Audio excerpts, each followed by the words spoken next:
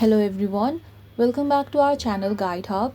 In this video, I am going to show you how to turn off location sharing on Snapchat. Open your Snapchat and then open your profile by tapping on the top left corner of your screen. When you open your profile, scroll down until you see Snap Map and then tap on it. From here, you can choose to either share your location or completely turn it off.